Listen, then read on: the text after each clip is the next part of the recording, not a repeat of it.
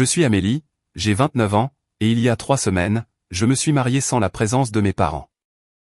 Il y a quelques années, mes parents ont dépensé 120 000 € pour le mariage de mon frère Damien, ont fait venir des proches des 4 coins de la France, ont loué un grand domaine et engagé un orchestre de 12 musiciens. Mais quand j'ai annoncé mes fiançailles avec Nathan, un homme qui m'aime plus que je ne l'aurais jamais cru possible, mon père m'a regardé dans les yeux et m'a dit « Suis mes règles ou paie-le toi-même ». Alors, je l'ai payé moi-même. Ce à quoi mes parents ne s'attendaient pas, c'était de voir qui figurait sur ma liste d'invités, des PDG, des associés de grands cabinets d'avocats, un ancien sénateur et des gens qu'ils avaient passé leur vie entière à essayer d'impressionner. Et quand la vérité sur leur soi-disant « fond de mariage » a éclaté, eh bien, disons simplement que certains secrets ne restent pas enterrés pour toujours. Avant de continuer, si vous appréciez cette histoire, prenez un moment pour aimer et vous abonner, mais seulement si vous voulez vraiment en entendre plus. Laissez un commentaire pour me dire d'où vous regardez et quelle heure il est chez vous. J'aimerais savoir qui m'écoute. Maintenant, laissez-moi vous ramener 6 mois en arrière, le soir où Nathan a posé un genou à terre. Je m'appelle Amélie Dubois. Je suis expert comptable senior dans un cabinet de conseil financier à Paris. J'ai un bureau d'angle avec vue sur la Seine, un plan épargne-retraite qui ferait pleurer de joie l'étudiante que j'étais, et exactement 0 dette.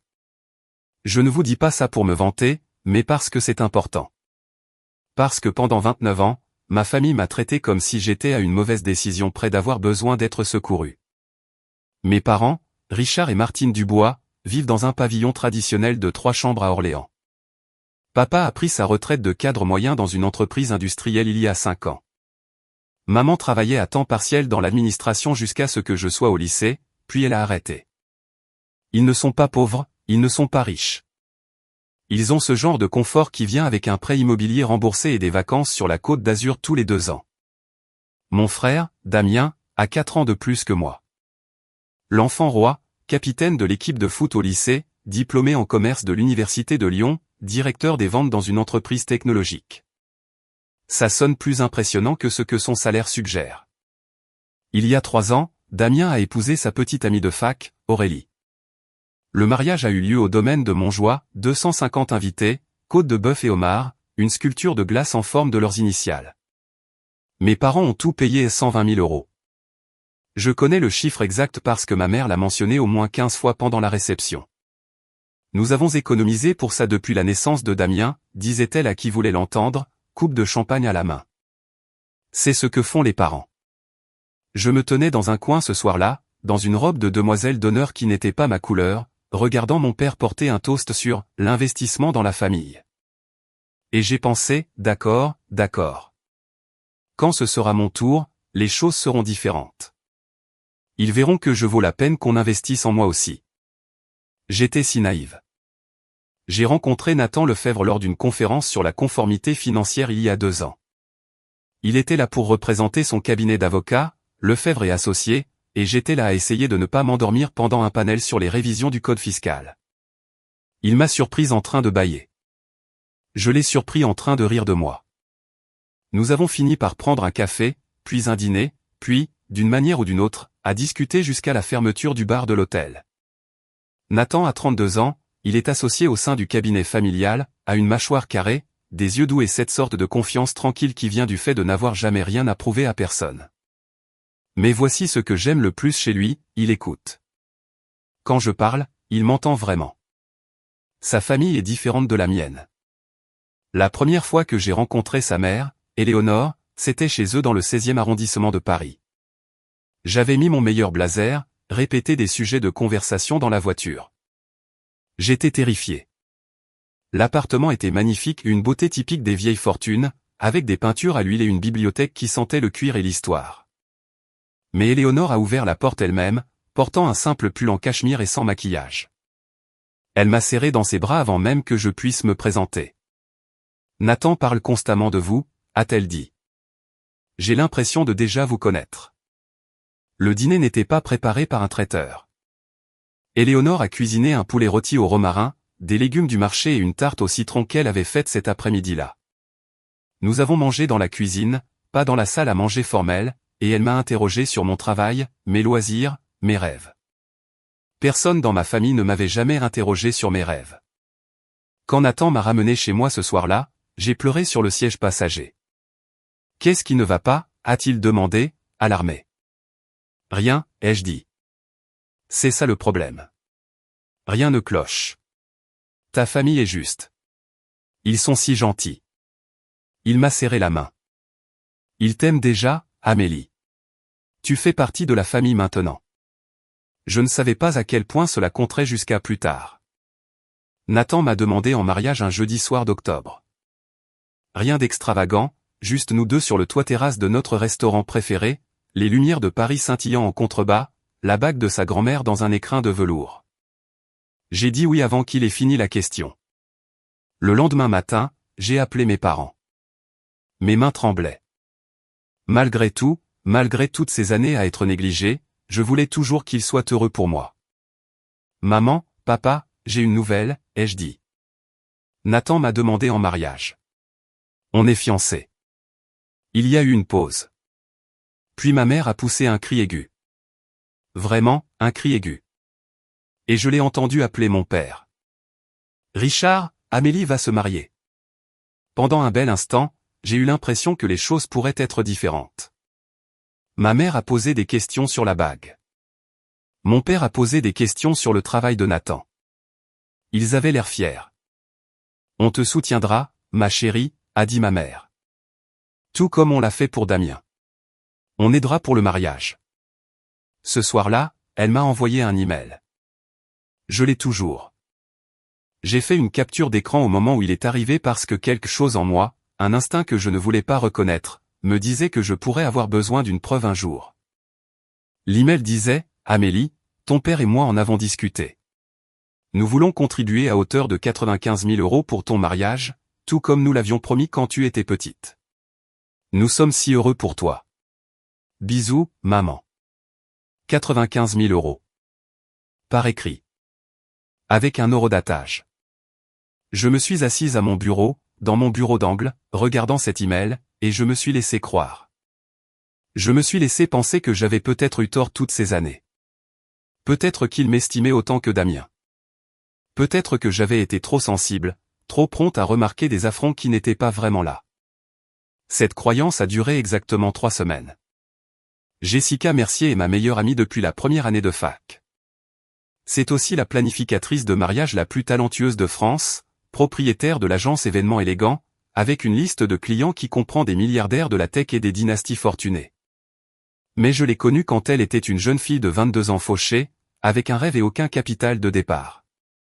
Tu te souviens quand je t'ai prêté cet argent, ai-je demandé au déjeuner la semaine après mes fiançailles. Elle a ri, posant son verre d'eau gazeuse. Nous étions dans un café de Saint-Germain-des-Prés, entouré de femmes en carré Hermès et d'hommes en costume sur mesure. Jessica s'y intégrait parfaitement. Elle avait ce genre d'élégance naturelle qui faisait supposer aux gens qu'elle avait toujours eu de l'argent. Amélie, tu m'as donné 14 000 € sans intérêt et tu m'as dit de te rembourser quand je pourrais. Ce n'est pas un prêt. C'est une bouée de sauvetage. Eh bien, ai-je dit, je demande mon retour d'ascenseur. J'ai besoin d'une organisatrice de mariage. Ses yeux se sont illuminés. Enfin. J'attends ce moment depuis 2 ans. Dis-moi tout.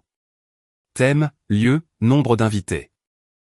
Je lui ai raconté la vision dont Nathan et moi avions discuté, intime, élégant, sans enfant, peut-être 80 invités. Une cérémonie en plein air dans un domaine en Provence où la famille de Nathan avait des contacts.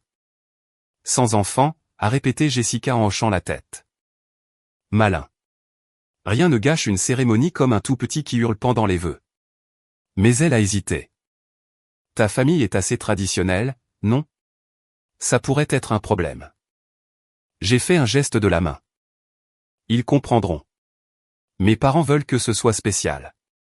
Maman a déjà envoyé un email pour contribuer au budget. Jessica m'a regardé avec quelque chose qui ressemblait à de la pitié. Amélie, je fais ça depuis 8 ans. Les familles traditionnelles et les mariages sans enfants, cette combinaison ne se passe presque jamais sans heurts. J'aurais dû l'écouter. Le dîner était l'idée de mon père. Passé dimanche, a-t-il dit au téléphone. Ta mère fait un pot-au-feu. On discutera des plans du mariage. J'ai emmené Nathan. Il portait une chemise boutonnée et son sourire le plus diplomatique. La salle à manger de mes parents n'avait pas changé depuis mon enfance. Le même papier peint délavé, la même lumière fluorescente qui bourdonnait, la même photo encadrée des jours de gloire de Damien au football lycéen sur le mur. Nous avons passé les apéritifs avant que mon père ne s'éclaircisse la gorge. Nous avons beaucoup réfléchi à tout ça, a-t-il dit, sortant un morceau de papier plié de la poche de sa chemise, et nous avons mis en place quelques directives pour le mariage. Des directives? Il a vraiment appelé ça des directives. Il a lissé le papier sur la table. J'ai reconnu son écriture, tassée, précise, la même calligraphie qu'il utilisait pour les commentaires sur mes bulletins scolaires quand j'étais jeune. Amélie doit s'appliquer davantage. Règle numéro 1, a-t-il lu. Toute la famille doit être invitée. Des deux côtés. Cela signifie ta grand-tante Marguerite, les enfants de ton cousin Théo, les Martins de l'église, tout le monde. J'ai senti Nathan se tendre à côté de moi. Règle numéro 2, pas de mariage sans enfants. Les enfants font partie de la famille. Règle numéro 3, pas de mariage à l'étranger. La cérémonie reste locale. Règle numéro 4, nous avons l'approbation finale sur la liste des invités. Règle numéro 5, la cérémonie aura lieu à l'église Sainte-Catherine. C'est là que ta mère et moi nous sommes mariés. Il a levé les yeux, satisfait, comme s'il venait de présenter une proposition commerciale raisonnable. Ma mère a hoché la tête à côté de lui. Ce sont les mêmes règles que Damien a suivies. C'est juste. J'ai regardé la liste. 200 invités. Une église que je n'avais pas fréquentée depuis le lycée. Chaque enfant hurlant et chaque parent jugeant que j'avais passé ma vie d'adulte à éviter. Et si je ne suis pas d'accord, ai-je demandé doucement. L'expression de mon père n'a pas changé. Alors tu le paies toi-même. J'ai essayé. Mon Dieu, j'ai essayé.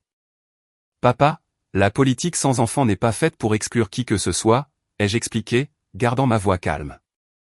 Le neveu de Nathan a gâché la cérémonie de son meilleur ami l'année dernière, il a renversé la bougie d'unité, a commencé à pleurer pendant les vœux. Le couple était dévasté. On veut juste éviter ça. Mon père n'a pas scié. Les enfants sont la famille. D'accord, et un compromis, ai-je insisté. Les enfants peuvent venir à la réception, juste pas à la cérémonie. Comme ça. Non. Nathan a pressé mon genou sous la table. Un avertissement. Ne pousse pas sur la liste des invités. J'ai réessayé. 200 personnes, c'est beaucoup. Et si on invitait la famille proche et les amis proches? Peut-être une centaine. Ma mère a laissé échapper un rire sec. 100. Amélie, j'ai déjà dit à tante Marguerite, oncle Thomas, les Martins, les Bernard. Attends. Je l'ai fixé. Tu leur as déjà dit? Elle a eu la grâce d'avoir l'air légèrement mal à l'aise. Eh bien, oui. Quand tu as annoncé les fiançailles, les gens ont demandé. Je ne pouvais pas ne rien dire. Tu as invité des gens à mon mariage sans me demander? Je ne les ai pas invités. J'ai juste mentionné. Martine leur a dit qu'ils recevraient des invitations, a coupé mon père. Ce qu'ils recevront. Ce n'est pas négociable. Je me suis reculé sur ma chaise. La lumière fluorescente bourdonnait au-dessus de nous.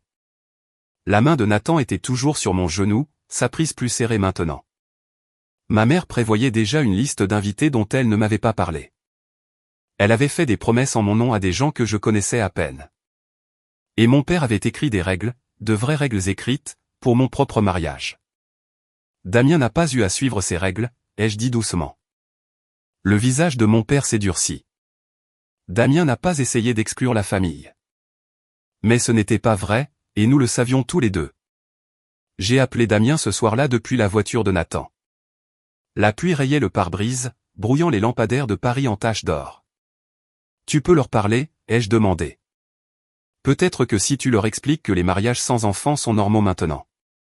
Ils t'écouteraient. Damien a soupiré. Le son d'un match de foot joué en arrière-plan. Il avait toujours du sport à la télé. Amélie, allez. Tu sais comment ils sont. Je sais, mais ils te respectent. Si tu leur disais. Écoute. Sa voix a baissé. Tu sais que maman et papa avaient un fonds séparé pour moi, pas vrai? Depuis que je suis gosse. Ils n'avaient pas à suivre de règles parce qu'il n'y a jamais eu de question sur le genre de mariage que j'aurais. J'ai serré le téléphone plus fort. Qu'est-ce que tu veux dire, fonds séparés? Une pause. Trop longue. Damien, quel fonds? Je pensais que tu savais. Il semblait sincèrement surpris. Maman me l'a dit il y a des années. Papa a mis de l'argent de côté pour moi quand je suis né. Une sorte de compte d'investissement pour mon avenir. Apport pour une maison, mariage, peu importe. Et moi? Est-ce qu'ils en ont mis de côté pour moi? Silence. Damien. Je ne sais pas, Amélie. Sa voix était mal à l'aise maintenant. Je veux dire, papa a toujours dit. Tu sais comment il est. Vieux jeu. Il s'imaginait que tu épouserais quelqu'un qui s'occuperait de ces choses-là. Que la famille du mari paierait pour le mariage. C'est juste ce qu'il croyait. La pluie battait plus fort. Nathan m'observait depuis le siège conducteur, l'inquiétude gravée sur son visage. Donc il n'y a jamais eu de fonds pour moi, ai-je dit platement. Les 95 000 € que maman a promis. Ils n'ont pas vraiment l'intention de les donner. Je ne sais pas. Peut-être, Amélie. Je n'essaie pas de. C'est bon, ai-je dit. Merci d'avoir été honnête. J'ai raccroché et j'ai regardé la pluie. 29 ans. 29 ans à penser que je faisais partie de la même famille, du même amour, du même avenir. Je comprenais maintenant. Je n'en ai jamais fait partie.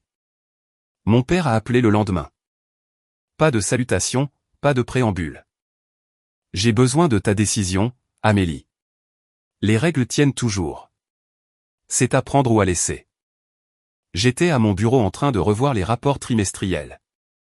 Mon bureau d'angle, ma vue sur la Seine, la vie que j'avais construite entièrement par moi-même. J'ai une question d'abord, ai-je dit. As-tu donné à Damien ces mêmes règles? Silence. As-tu exigé qu'il invite 200 personnes? As-tu exigé l'approbation finale de sa liste d'invités? As-tu menacé de retirer le financement s'il ne se pliait pas à tes exigences? Damien comprenait les valeurs familiales. Ce n'est pas une réponse. La voix de mon père est devenue froide. Damien est mon fils. Il perpétue le nom de la famille. Tu te maries dans une autre famille. Les Lefebvre seront ta famille maintenant. C'est comme ça que ça marche. C'était là. Enfin, la vérité qu'il n'avait jamais tout à fait dite à voix haute. Donc, parce que je suis la fille, je vaux moins. Je n'ai pas dit ça. Tu n'avais pas à le dire. En arrière-plan, j'ai entendu la voix de ma mère. Richard, dis-lui qu'elle fait sa dramatique. Maman, ai-je dit en coupant la parole. Je t'ai entendu. Et je ne fais pas ma dramatique. Je suis clair. Mon père a pris une inspiration. C'est notre offre finale. Accepte les conditions ou finance le mariage toi-même. Nous ne serons pas manipulés par la culpabilité ou des absurdités modernes. J'ai pensé à l'email que ma mère avait envoyé, la promesse de 95 000 €, l'eurodatage que j'avais capturé. J'ai pensé à la confession accidentelle de Damien, le fonds qui existait pour lui et jamais pour moi. J'ai pensé à Éléonore Lefebvre, qui m'avait serré dans ses bras la première fois que nous nous sommes rencontrés et m'avait interrogé sur mes rêves. Je comprends, papa, ai-je dit. Je vais le financer moi-même. Et j'ai raccroché avant qu'il ne puisse répondre. Nathan m'a trouvé sur le canapé ce soir-là, toujours dans mes vêtements de travail, regardant le vide. Il s'est assis à côté de moi, sans parler, juste présent, attendant que je sois prête. Ils n'ont jamais prévu de m'aider, ai-je dit finalement. Tout ça, la promesse, l'email, c'était conditionnel dès le début. Ils voulaient le contrôle, pas me soutenir. Nathan m'a tiré contre lui. Alors on fait ça nous-mêmes. On n'a pas besoin de leur argent, Amélie. On sait les uns les autres. Ce n'est pas une question d'argent. Ma voix s'est brisée. C'est qu'ils pensent que je vaux moins que Damien. Ils ont toujours pensé ça, et j'ai continué à espérer que j'avais tort. Le lendemain matin, Éléonore a appelé. Nathan m'a dit ce qui s'est passé, a-t-elle dit. Sa voix était chaleureuse, inquiète, mais sans pitié. Je veux que tu saches quelque chose. Quand j'ai épousé Jacques, mes propres parents ont désapprouvé. Ils pensaient que je me mariais en dessous de mon rang d'un jeune avocat sans relation familiale. Ils ont refusé de contribuer au mariage. J'ai cligné des yeux. Je ne savais pas ça. La mère de Jacques nous a donné 9 000 euros. C'était tout ce qu'elle avait. Elle a dit, l'amour ne vient pas avec des conditions. Je n'ai jamais oublié ça. Je l'ai entendu prendre une inspiration. Amélie, j'aimerais contribuer à hauteur de 45 000 euros pour ton mariage. Pas de conditions, pas de règles. Ce n'est pas de la charité. C'est ce que fait la famille. Et tu es de la famille. Éléonore, je ne peux pas. Tu peux. Tu vas le faire. Son ton était doux mais ferme. Une semaine plus tard, un chèque est arrivé avec un mot manuscrit sur du papier ivoire, le papier épais et lourd dans mes mains. L'amour ne vient pas avec des conditions. Bienvenue dans la famille, ma chérie. Éléonore. J'ai pleuré pendant 1 heure. Mais pour la première fois depuis des semaines, c'était de bonnes larmes. Si vous êtes arrivé jusqu'ici, peut-être comprenez-vous ce que je ressentais. Ce moment où vous réalisez que l'amour de votre famille venait avec un astérisque dont vous ignoriez l'existence. Laissez-moi être clair sur quelque chose, je n'ai pas besoin de leur argent.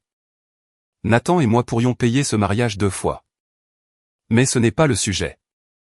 Le sujet est qu'ils ont donné 120 000 euros à Damien avec un sourire et un toast. Et ils m'offrent des conditions et des ultimatums. Ça n'a jamais été une question d'argent. Il s'agit de savoir si je compte autant que mon frère.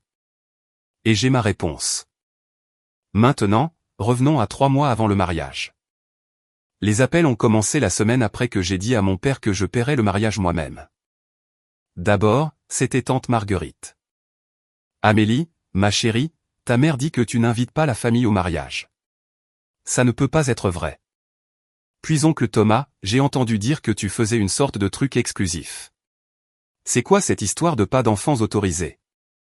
Puis Daniel Martin de l'église, à qui je n'avais pas parlé depuis 15 ans, ta pauvre mère est hors d'elle. Elle dit que tu l'as complètement exclue. J'ai essayé d'expliquer. Le « sans enfant » était un choix que beaucoup de couples faisaient. Nous voulions une cérémonie intime. Ce n'était un rejet de personne. Personne n'a écouté. Mon téléphone vibrait constamment.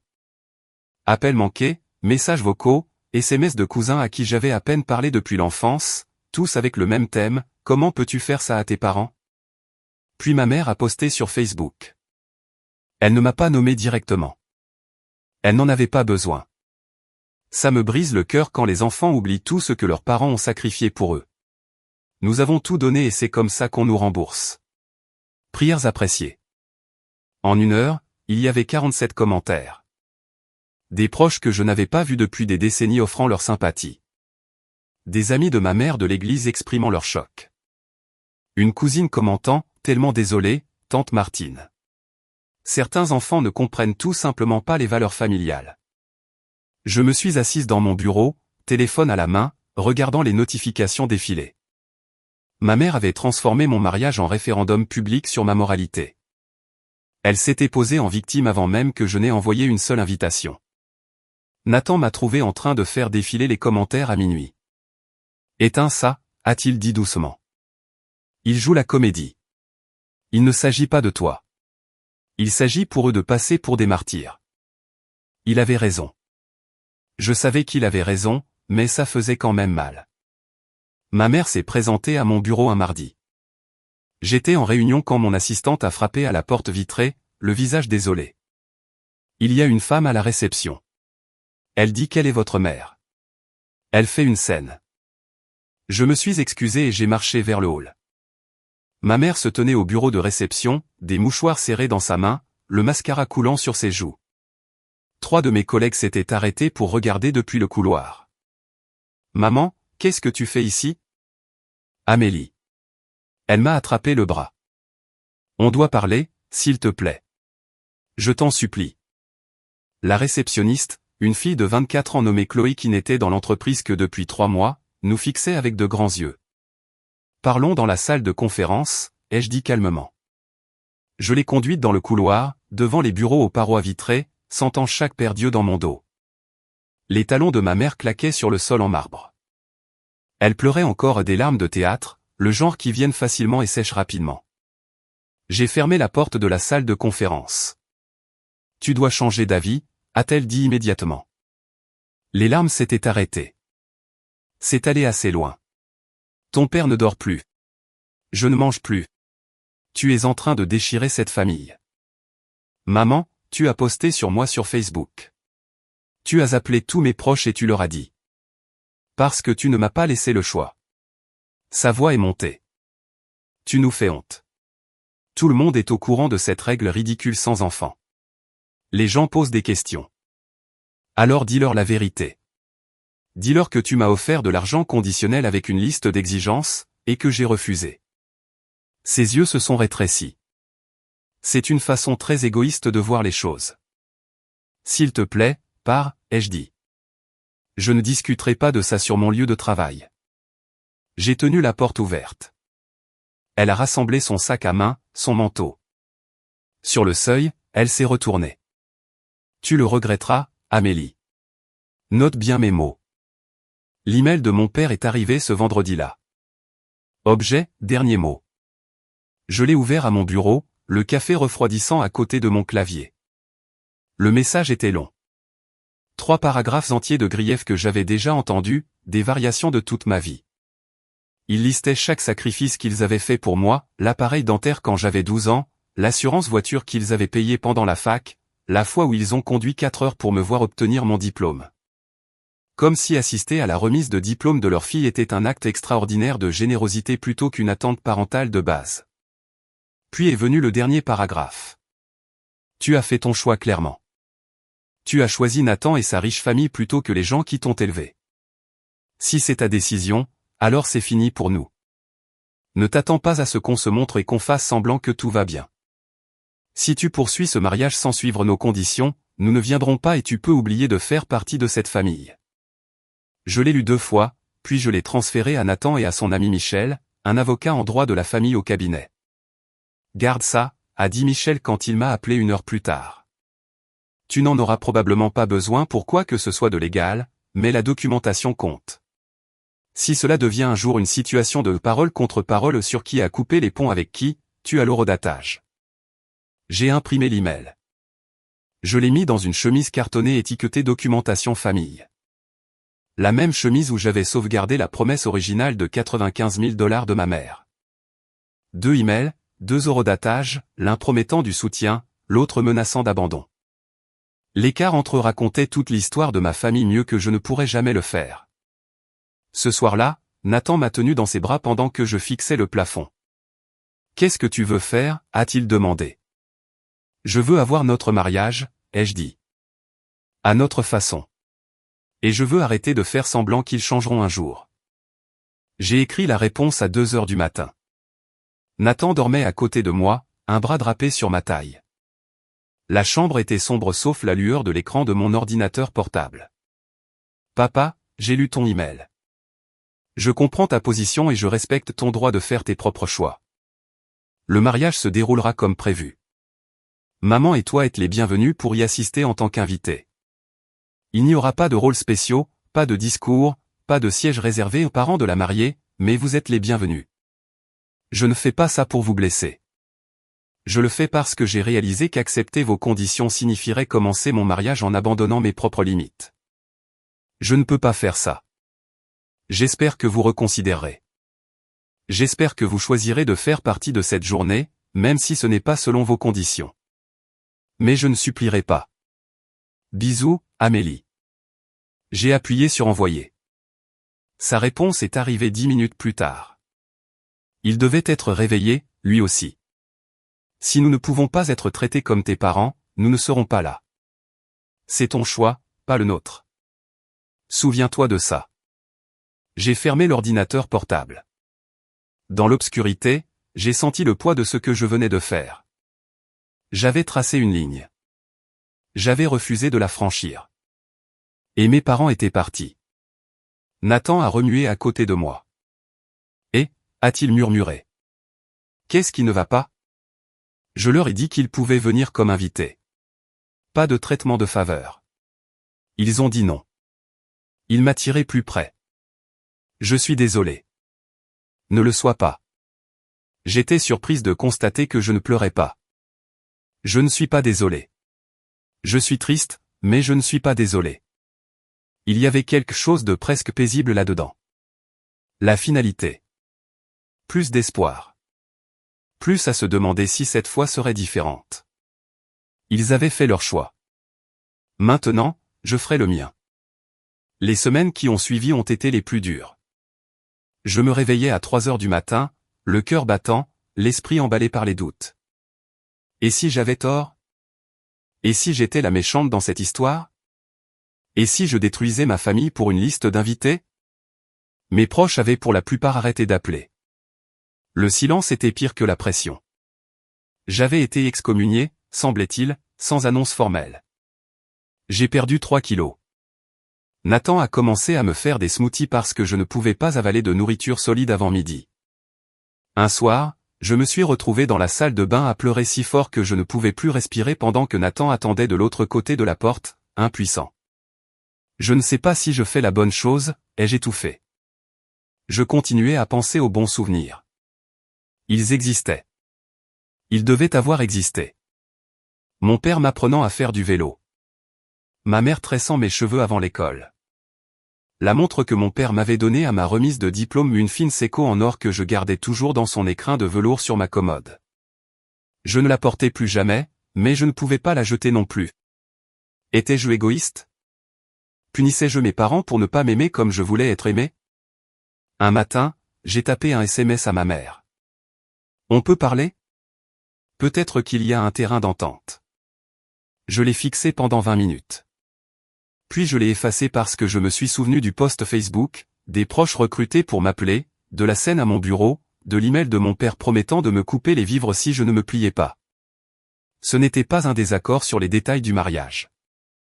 C'était une lutte de pouvoir.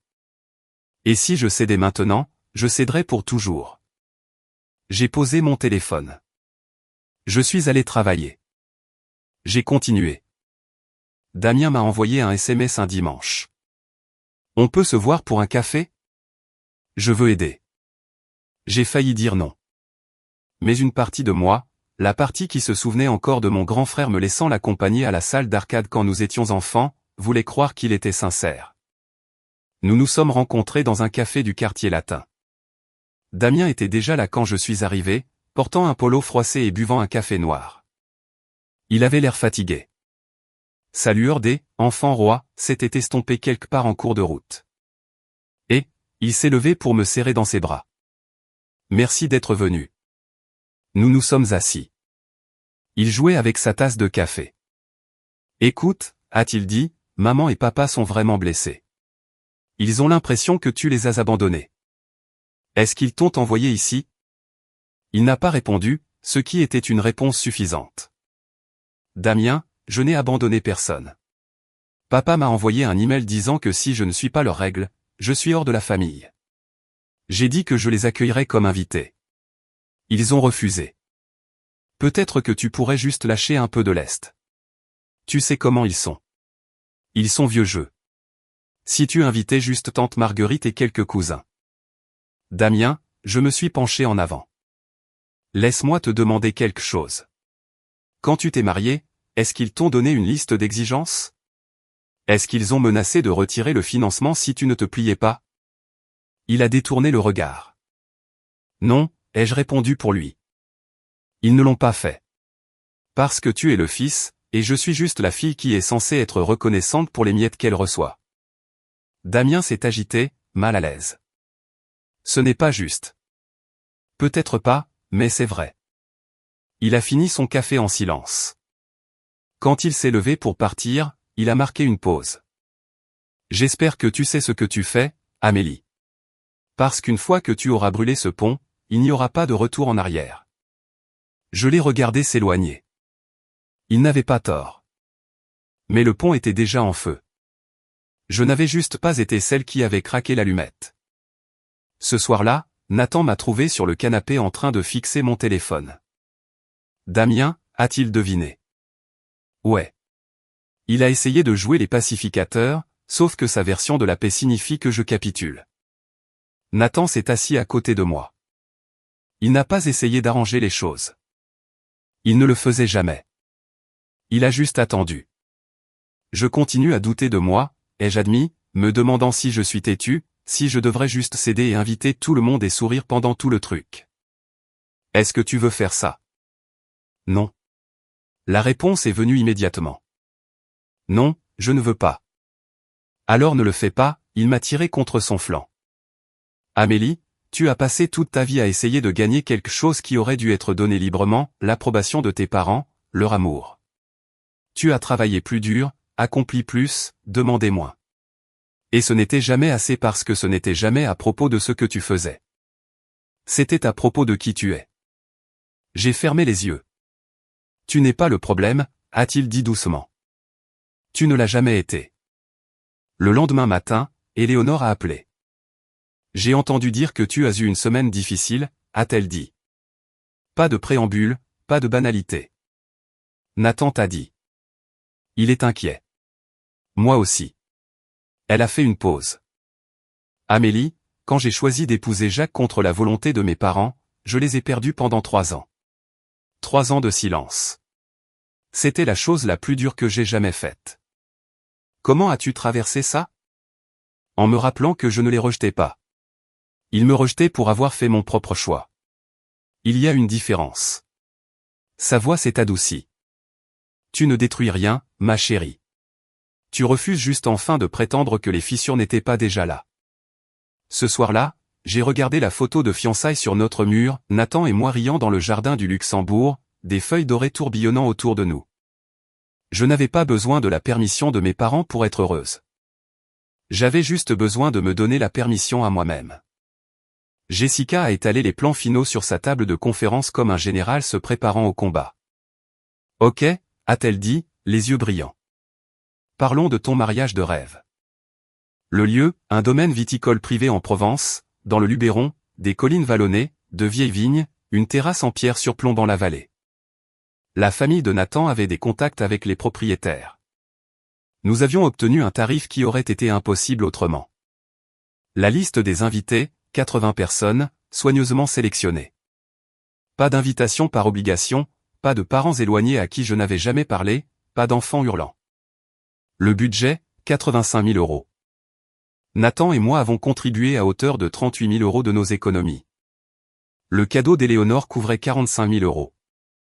Jessica, fidèle à sa parole, fournissait ses services à prix coûtant normalement une valeur de 28 000 euros, maintenant inclus comme son cadeau de mariage pour nous. Sans enfant, a confirmé Jessica. Sans enfant. Cérémonie au coucher du soleil. L'heure dorée.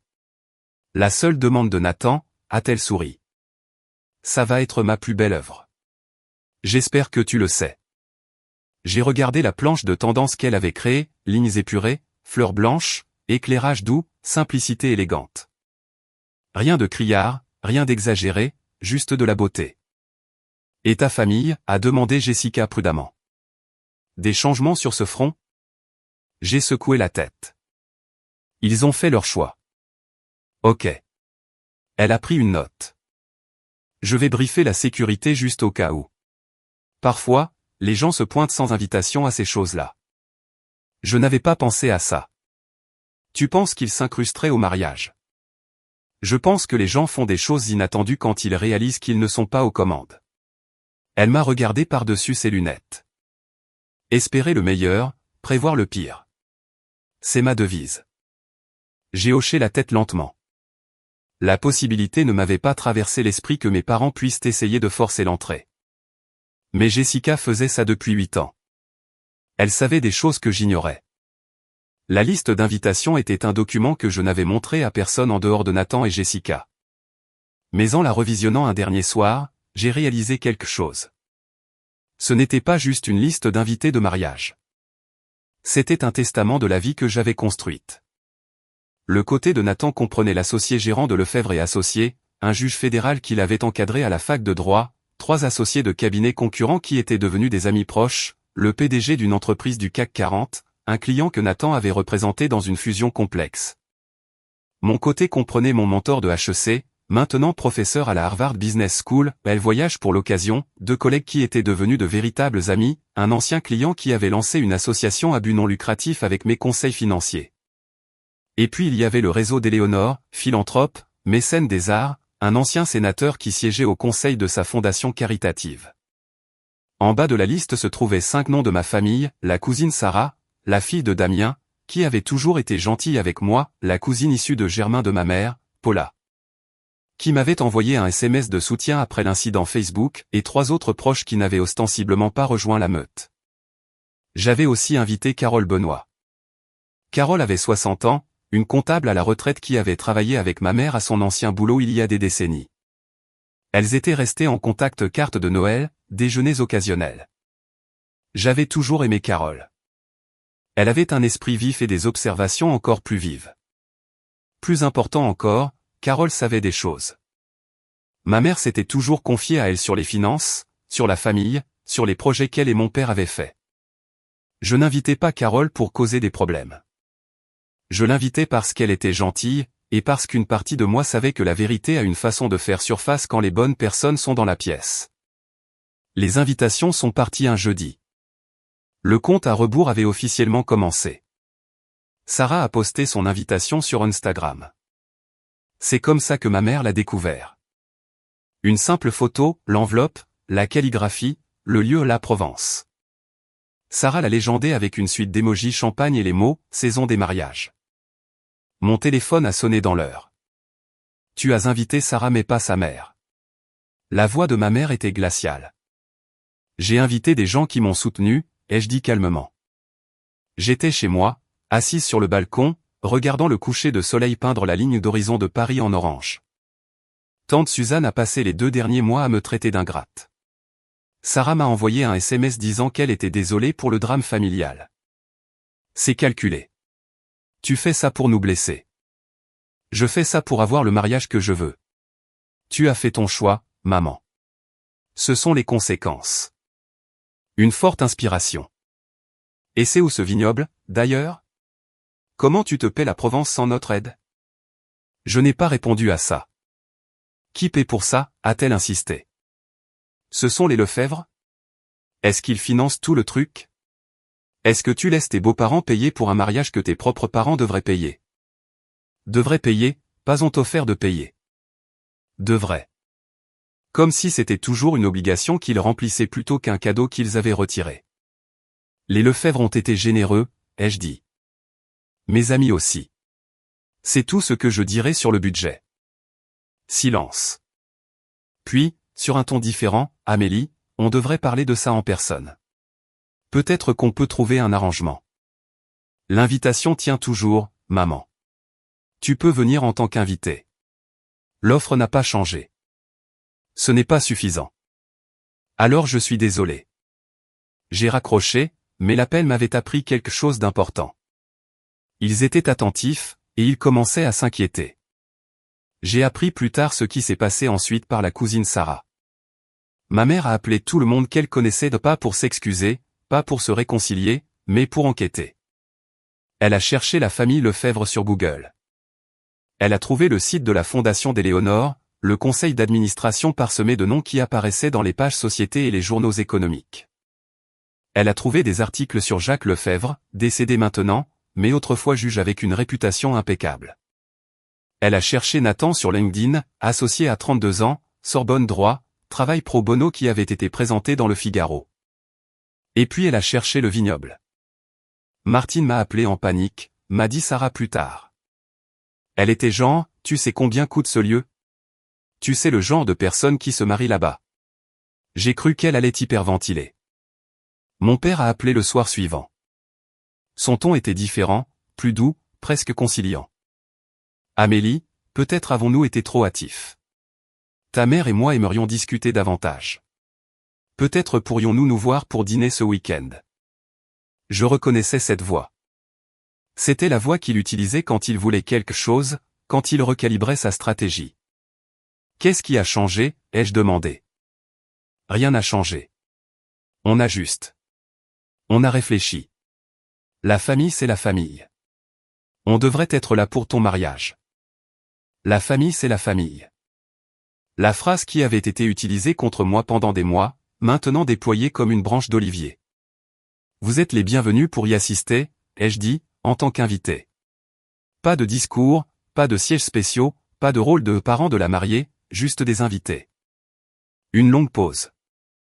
C'est ta réponse finale. Ça a toujours été ma réponse, papa. Ça n'a pas changé. Il a raccroché sans dire au revoir. Le mariage était dans 3 semaines, et mes parents avaient finalement réalisé qu'ils étaient sur le point d'être à l'extérieur de quelque chose qu'ils ne pouvaient pas contrôler. À ce stade de mon histoire, je savais que quelque chose se préparait. Mes parents n'ont pas soudainement voulu se réconcilier parce qu'ils avaient changé d'avis. Ils avaient changé de stratégie. Ils avaient vu la liste des invités, le lieu, le genre de vie que je construisais sans eux, et ils voulaient en être. Mais accepteraient-ils mes conditions? Se montreraient-ils au mariage? Et que se passerait-il quand ils découvriraient ce que Carole Benoît savait? Continuez à regarder. Le dîner de répétition est la suite. Si vous êtes toujours là, laissez un commentaire avec votre prédiction. J'aimerais savoir ce que vous pensez qu'il s'est passé. Le dîner de répétition était censé être intime. 30 personnes dans un restaurant étoilé au Michelin surplombant les vignobles. Amis proches, famille immédiate, les gens qui comptaient le plus. Mes parents n'étaient pas sur la liste, c'est pourquoi mon cœur s'est arrêté quand je les ai vus franchir la porte. Ma mère portait sa plus belle robe, celle qu'elle gardait pour les enterrements et les occasions chics. Mon père avait mis une cravate. Ils avaient l'air respectables, presque humbles, debout dans le hall pendant que l'hôtesse consultait son plan de table avec une confusion évidente. « Je suis la mère de la mariée », ai-je entendu ma mère dire. « Il doit y avoir une erreur. » J'ai senti la main de Nathan se serrer sur mon bras. Autour de nous, les conversations ont faibli. Éléonore a levé les yeux de son champagne, son expression illisible. « Je m'en occupe », ai-je dit. J'ai marché vers eux. Mes talons claquaient contre le plancher. Chaque œil dans la pièce suivait. « Maman, papa. » J'ai gardé ma voix basse, stable. « Vous n'étiez pas sur la liste d'invités pour ce soir. Nous sommes tes parents, Amélie. » La voix de ma mère tremblait. Détresse feinte. « Nous avons tous les droits d'être ici. Nous avons traversé toute la France. Tu n'étais pas invité. Nous sommes ici pour te soutenir.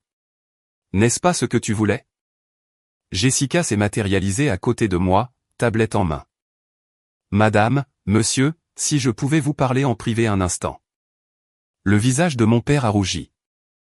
Éléonore s'est levée de son siège et a traversé la pièce. Elle bougeait comme de l'eau gracieuse, posée, impossible à ignorer. « Richard. Martine. » Sa voix était chaleureuse mais ferme. « Peut-être pourrions-nous discuter de cela dans la salle à manger privée. Je détesterais que cela devienne une scène. » Mon père a regardé Éléonore, ses perles, sa posture, son autorité tranquille et une partie de sa fanfaronnade s'est vidée de son visage. « Bien, » a-t-il dit sèchement. « Parlons. » La salle à manger privée était petite. Une table pour 6, des bouteilles de vin alignées sur les murs, un éclairage doux qui ne pouvait pas adoucir l'attention. Mes parents se sont assis d'un côté. Nathan, Éléonore et moi nous sommes assis de l'autre. Mon père a parlé en premier. Nous sommes venus soutenir notre fille. C'est tout. Vous êtes venus sans invitation, ai-je dit. Après m'avoir envoyé un email disant que vous me coupiez les vivres si je n'obéissais pas à vos conditions. C'était un malentendu. J'ai l'email, papa. J'ai sorti mon téléphone. Veux-tu que je le lise? Si tu poursuis ce mariage sans suivre nos conditions, nous ne viendrons pas et tu peux oublier de faire partie de cette famille. C'est ce que tu as écrit. Son visage est devenu pâle. Ma mère a coupé. Nous étions blessés. Nous avons dit des choses que nous ne pensions pas. Alors pourquoi ne vous êtes-vous pas excusé? Pourquoi t'es-tu pointé à mon bureau? Pourquoi as-tu posté sur moi sur Facebook? Pourquoi as-tu recruté des proches pour me mettre la pression? Silence. Éléonore a parlé, sa voix douce. Richard, Martine, je comprends que ce soit difficile. Lâcher le contrôle sur nos enfants est l'une des choses les plus dures qu'un parent puisse faire. Mais ce que vous avez décrit conditions, ultimatum, honte publique, ce n'est pas du soutien. C'est de la coercition. Ma mère s'est tournée vers elle. Avec tout le respect que je vous dois, Madame Lefebvre, ce ne sont pas vos affaires. Amélie est ma famille maintenant, a dit Éléonore simplement. Cela en fait mes affaires. C'est notre fille.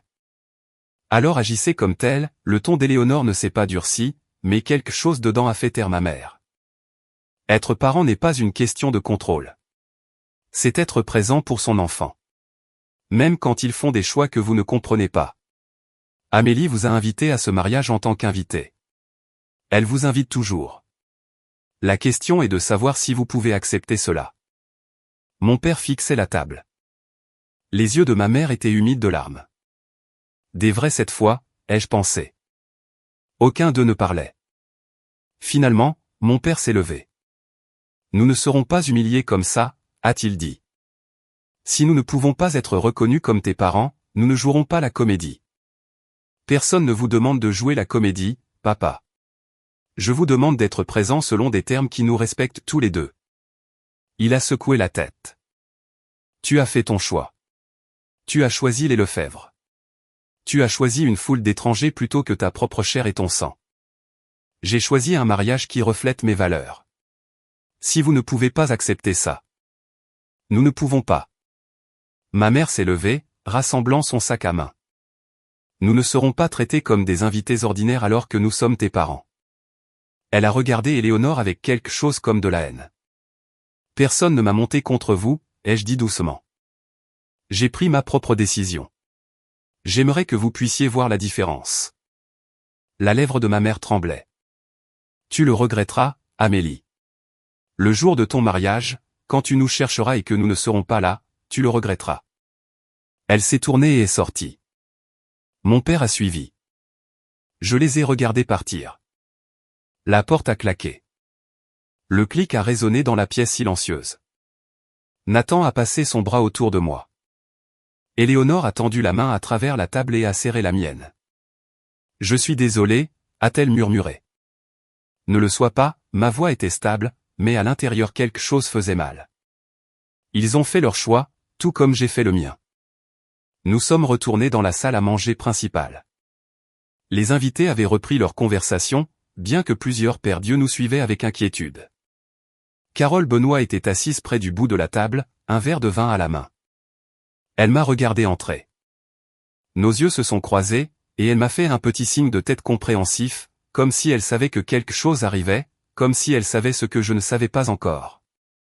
Le reste du dîner de répétition est passé dans un flou de toast et de rire, mais mon esprit ne cessait de dériver vers les dos fuyants de mes parents. Nathan a fait un discours. Éléonore a fait un discours. Jessica a rassemblé tout le monde pour une photo de groupe sur la terrasse, le vignoble s'étendant doré et infini derrière nous. Ça va, a demandé Nathan doucement pendant que nous posions. Ouais. J'ai souri pour la caméra. Je crois que oui. Plus tard cette nuit-là, seul dans notre chambre au domaine, j'ai fixé le plafond pendant que Nathan dormait. J'ai pensé à ce que ma mère avait dit, tu le regretteras. Mais je connaissais déjà la vérité. Je le regretterais s'il restait à l'écart. Je le regretterais s'il venait et faisait une scène. Je le regretterais quoi qu'il arrive, parce qu'il n'y avait aucune version de l'histoire où tout le monde obtenait ce qu'il voulait. La seule chose que je pouvais contrôler était si je regrettais mes propres choix. Et je ne les regrettais pas. Pas les limites que j'avais fixées. Pas la liste d'invités que j'avais faite. Pas le mariage que j'avais planifié avec Nathan et notre vraie famille, celle que nous avions choisie. Mon téléphone a vibré sur la table de nuit. Un SMS de Sarah. OMG. Ta mère vient d'appeler ma mère. Elle est furieuse. Elle continue de dire, attendez qu'il découvre. Découvre quoi? J'ai fixé le message. Découvre quoi? Qu'est-ce que ma mère pouvait bien penser savoir qui changerait quoi que ce soit? J'ai répondu, aucune idée, mais merci pour l'info. J'ai posé le téléphone. Demain était mon jour de mariage. Quoi que ma mère pensait avoir encore à jouer, je m'en occuperai demain. Ce soir, je voulais juste dormir. Pour la première fois depuis des mois, je le pouvais vraiment. Je me suis réveillé le jour de mon mariage avec le soleil qui traversait les rideaux et le son lointain de quelqu'un débouchant du champagne. Jessica est apparue avec son équipe à 8 heures précises, coiffeur, maquilleuse, une femme dont le seul travail était apparemment de défroisser ma robe à la vapeur jusqu'à ce qu'elle soit littéralement parfaite. Aujourd'hui c'est ton jour, a dit Jessica en me tendant un mimosa. Quoi qu'il se soit passé hier, oublie-le. Aujourd'hui c'est à propos de toi et Nathan. Je les ai laissés s'occuper de moi. La robe était une Monique Huillier, un cadeau d'Éléonore, d'une simplicité trompeuse comme seules les choses vraiment chères peuvent l'être. Dentelle française, doublure en soie, une traîne qui chuchotait sur le sol. À 16 heures, je me tenais à la porte de la suite nuptiale et je me suis regardé dans le miroir. La femme qui me regardait en retour était quelqu'un que je reconnaissais à peine. Pas à cause du maquillage ou de la robe, mais à cause de l'expression dans ses yeux. Calme, certaine, prête. La cérémonie était à 17 heures. 80 invités rassemblés sur la terrasse en pierre alors que le soleil commençait sa descente vers les collines du vignoble. Des roses blanches bordaient l'allée. Un quatuor à cordes jouait quelque chose de doux et poignant. Nathan m'attendait sous une pergola en bois drapée de verdure et de guirlandes lumineuses. Quand il m'a vu, ses yeux sont devenus brillants de larmes. J'ai marché seul dans l'allée. Pas de père pour me donner. Je n'avais demandé à personne de remplir ce rôle. Je n'avais pas besoin d'être donné. Je me donnais moi-même, de mon plein gré, à l'homme que j'aimais. Au premier rang, j'avais laissé 2 chaises vides, les sièges de mes parents juste au cas où. Elles étaient vides. Et alors que je prenais les mains de Nathan et regardais dans ses yeux, j'ai réalisé quelque chose. Je n'étais plus triste. J'étais libre. La réception était magnifique. Dîner sous les étoiles. Des guirlandes lumineuses tendues au-dessus des longues tables. Le vin de la propre cave du vignoble coulant à flot. Je dansais avec Éléonore quand Sarah m'a trouvé. Amélie. Elle a tiré mon coude. Tu dois entendre ça. Carole Benoît vient de me dire quelque chose de dingue. Je me suis excusé et j'ai suivi Sarah dans un coin tranquille du jardin. Carole était là, verre de vin à la main, l'air troublé. Je suis désolé d'aborder ça le jour de ton mariage, a dit Carole. Mais je garde ça pour moi depuis des heures et ça me ronge. Qu'est-ce qu'il y a? Carole a pris une inspiration. Ta mère et moi avons travaillé ensemble pendant 15 ans. Nous étions proches. Elle me disait des choses sur l'argent, sur les projets de famille. J'ai hoché la tête. Je savais ça. Il y a quelques années, elle m'a parlé d'un fonds. Un compte d'épargne qu'elle et ton père avaient mis en place quand les enfants étaient jeunes pour les mariages des enfants. Mon estomac s'est noué. Elle m'a dit le montant, a continué Carole. 140 000 euros. Elle a dit qu'il y ajoutait de l'argent depuis que Damien était tout petit. 40 000 pour les études, 100 000 pour les mariages. Partagé équitablement. Partagé équitablement. Ma voix était à peine un murmure. C'est ce qu'elle a dit. 70 000 chacun pour les 2 enfants. Carole a secoué la tête. Mais ensuite j'ai entendu ce qui se passait. Comment ils ont payé plus de 100 000 euros pour le mariage de Damien et t'ont dit qu'il n'y avait pas de fonds. Et j'ai pensé. Ça ne peut pas être vrai. Je me suis appuyé contre un treillis, le cœur battant. 140 000 euros, partagés équitablement. C'est ce que ma mère avait dit à Carole. Mais Damien avait eu 120 000 euros, et je n'avais rien eu. Je suis tellement désolé, Amélie, a dit doucement Carole. J'ai pensé que tu devrais savoir. Je ne l'ai dit à personne d'autre. Pas tout de suite. Mais Carole l'a fait. Je ne pense pas qu'elle voulait causer des problèmes. Elle était juste Carole, honnête jusqu'au bout, le genre de personne qui ne peut pas laisser l'hypocrisie passer sans la contester. Et quand elle est retournée à la table et que tante Paula a demandé pourquoi elle avait l'air si sérieuse, Carole lui a dit. La nouvelle s'est répandue comme du vin renversé sur une nappe blanche. Au moment où je coupais le gâteau avec Nathan, j'ai remarqué les chuchotements. Les invités se regroupaient en petits groupes, me jetant des coups d'œil avec un mélange de sympathie et de choc. Sarah était sur son téléphone, textant furieusement. Quelque chose se passe, a murmuré Nathan. Je sais. J'ai attrapé des fragments de conversation alors que nous nous déplacions dans la foule. Point 140 000. Point dit à Carole il y a des années. Point et ils ont tout donné à Damien. Point pas étonnant qu'il ne soit pas venu. L'associé de Nathan, Michel, nous a approchés, l'expression grave. Amélie, je viens d'entendre quelque chose d'intéressant de l'un des invités à propos d'un fonds familial. C'est vrai, ai-je dit doucement. Ma mère en a parlé à Carole Benoît il y a des années. Ils avaient de l'argent pour nous deux. Ils ont juste choisi de tout dépenser pour Damien. La mâchoire de Michel s'est serrée. Et ils ont eu le culot de mettre des conditions pour te donner quoi que ce soit. La vérité que je soupçonnais que Damien avait accidentellement confirmée se répandait maintenant à travers le mariage comme une traînée de poudre. Et je n'avais rien fait pour que ça arrive. Je ne les avais pas exposés. Je ne les avais pas confrontés. J'ai juste invité Carole Benoît à mon mariage. La même Carole à qui ma mère avait confié des secrets de famille. La même Carole qui croyait que la vérité ne devrait jamais être cachée. Parfois, la justice ne nécessite pas de vengeance. Parfois, il suffit de s'écarter du chemin et de laisser la vérité faire son œuvre. À 800 km de là, le téléphone de mes parents sonnait. J'ai appris cela plus tard par Sarah, qui avait appelé sa mère, qui avait appelé ma mère immédiatement après avoir entendu l'histoire de Carole. C'est vrai, a demandé tante Suzanne. Aviez-vous vraiment 140 000 € économisés? Avez-vous tout donné à Damien et rien à Amélie? Ma mère, m'a-t-on dit, a essayé de mentir. Carole a mal compris. Ce n'était pas comme ça. Tu avais le droit de mentir à ta fille, de prétendre qu'il n'y avait rien alors qu'il y avait plein. Mon père a pris le téléphone, a essayé sa voix sévère. C'est une affaire de famille privée. Privée? Tante Suzanne a ri. Tu l'as rendu public quand tu as mis l'histoire larmoyante de Martine sur Facebook devant tout le monde. Tu l'as rendu public quand tu as appelé chaque proche pour te plaindre des choix d'Amélie.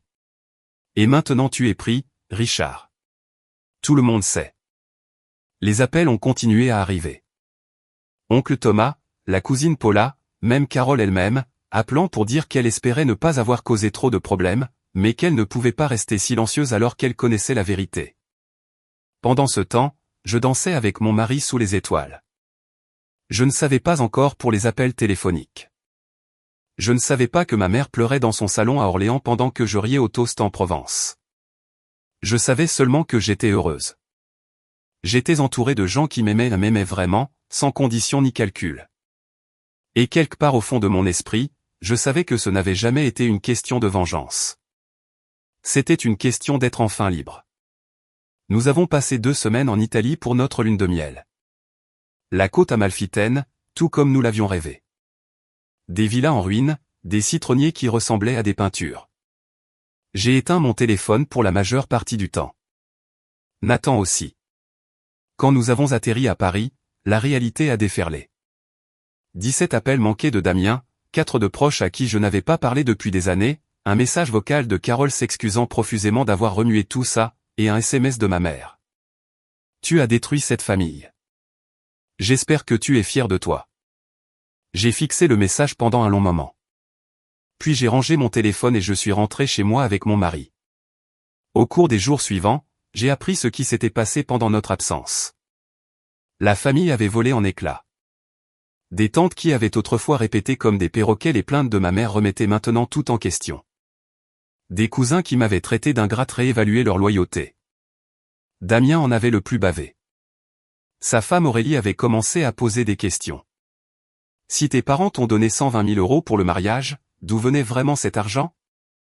Il est stressé, m'a dit Sarah au déjeuner. Les gens continuent de lui demander pourquoi il a tout eu et toi rien. Je ne pense pas qu'il y ait jamais pensé avant. Est-ce que c'est ma faute, ai-je demandé. Sarah a secoué la tête. Non, c'est la faute de ses parents pour l'avoir mis dans cette position. Ma mère avait désactivé son Facebook. Mon père ne retournait pas les appels de la famille éloignée. Il ne m'avait pas contacté.